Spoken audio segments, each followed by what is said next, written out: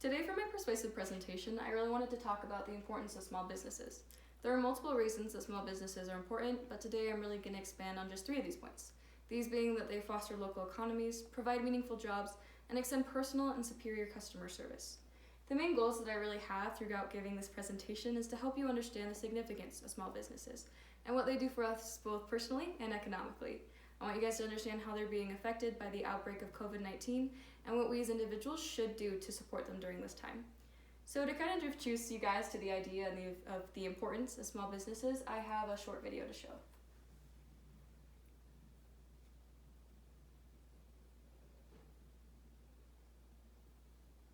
Not about large companies in the news, but small business is the engine of the U.S. economy.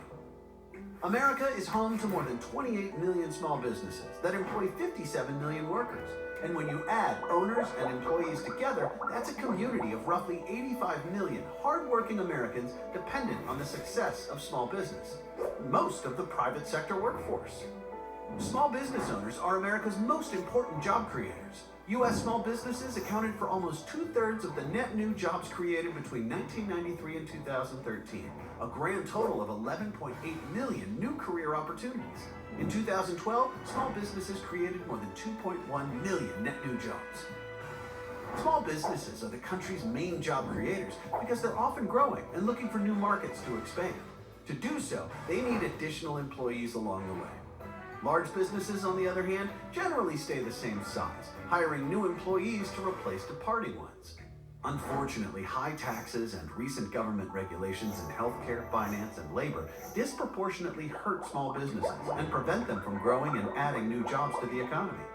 Big business with big profits can afford to comply with red tape in a way that small businesses just starting out cannot. As a result, small businesses still haven't recovered completely from the Great Recession, and it shows by the chronically weak labor market. More than 94 million Americans are not working or actively looking for jobs. The labor force participation rate, which measures the percentage of employees and job seekers in the U.S., is less than 63%, the lowest figure since the late 1970s. To bring small businesses back and strengthen the job market, job-killing taxes and regulations must be rolled back. Job creators should be encouraged to hire more employees, not forced to reduce career opportunities. With 85 million people depending on the success of small business, it's easy to see why small business is too big to fail. For more information about small business,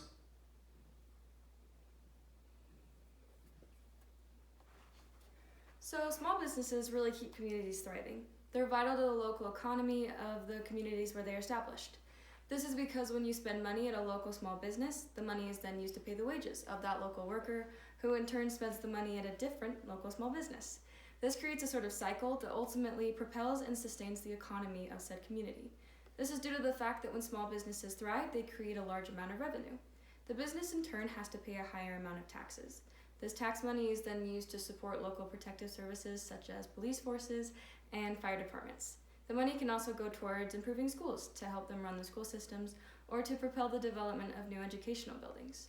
Larger businesses also really benefit from the small businesses that are established in the same communities. Large corporations use small businesses through outsourcing. Small businesses are really able to complete various tasks for larger corporations depending on which services they provide. So the second reason small businesses are significant is that they provide jobs for a large amount of people, including those who are, for various reasons, unable to be employed by larger companies. As discussed in the video we watched in the beginning, large corporations don't often expand the amount of employees that they need. They really just replace the old employees who are leaving. As small businesses develop and expand, they look to hire more, providing for an increase in employment opportunities. These businesses provide jobs for 58.9 million people in the U.S. This makes up for 47.5% of the country's total employee workforce, meaning that almost half of America really depends on small businesses. So according to the Census Bureau's annual survey of entrepreneurs, there were 5.6 million employer firms in the United States in 2016. So a company really needs 500 employees to be considered a big business. According to this graph, companies with 500 or less employees accounted for 99.7% of employers. If we narrow that down, to corporations with 100 employers or less, they still accounted for 98.2% of employers. And if we narrowed that down even further to companies with 20 employees or less, they still accounted for 89% of employers. Large businesses only accounted for about 0.3% of those large corporations of those jobs. Small businesses don't just create a large percentage of new jobs, they also provide employees with a high levels of job satisfaction. So listed here are a few more benefits that come from working for small businesses. These include the fact that it's easier for an employee to advance in the company if the organization is smaller. Beneficial promotions are actually more easy to come by in small businesses. Small businesses are able to provide more overall flexibility in the work schedule than large corporations, so it allows for a greater work-life balance. An employee of small businesses is often able to gain and refine skills in various areas, and small businesses often provide a friendlier and more casual work environment, so while still maintaining that professionality. The last point that I really wanted to address on the significance of small businesses is the fact that they provide for greater customer experience and often better quality service. You've most likely noticed that when dealing with larger corporations, that customer service in many ways has really been reduced to impersonal standard operating procedures.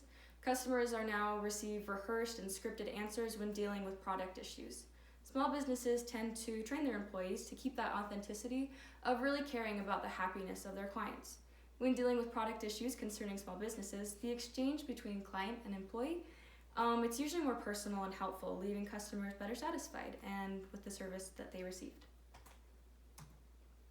So now that I've discussed the importance of small businesses, I'd really like to continue with how they've been affected by COVID-19. We're all really well aware of the outbreak of COVID-19 and how it's having a detrimental effect on economies worldwide. In the United States, 6.6 million workers have applied for unemployment benefits, a number that continues to rise every day. Small businesses across the nation are being forced to shut down completely or slow their practices. By March 29th, more than 50% of small businesses in the U.S. were not operating. In America, we stand to lose around $2 billion in wages a day, meaning that providing for families is becoming a lot harder and the economy is growing weaker. Employees who have not been laid off still have their employment hours cut back. COVID-19 is having an extremely harmful effect on small businesses and in turn the economy. There are multiple things that we can all do to support these small businesses at this time. You can buy vouchers if the business service isn't available at the moment. Buy direct, meaning that you go straight to the company's website and you purchase from there instead of buying through other sites, such as Amazon or eBay. You can shop small online businesses and shop curbside when possible to help support your local small restaurants. Do not only frequent large chains. If you didn't purchase from businesses during the corona shutdown, make sure to resume purchasing from these businesses once the crisis has passed. Small companies really need the cash flow to survive the hit, and they're going to need that help sooner rather than later once this passes. Make sure to continue buying the bulk of your purchases from small businesses for a little while, even after this situation is kind of blown over. In conclusion, I'd just like to say that small businesses are vital to us, both personally and economically, and we all need to do our part to help keep them afloat at this time. Some may not be able to contribute as much as others, but no contribution is too small. We all need small businesses, and helping them at this time is all of our jobs. And that concludes my presentation.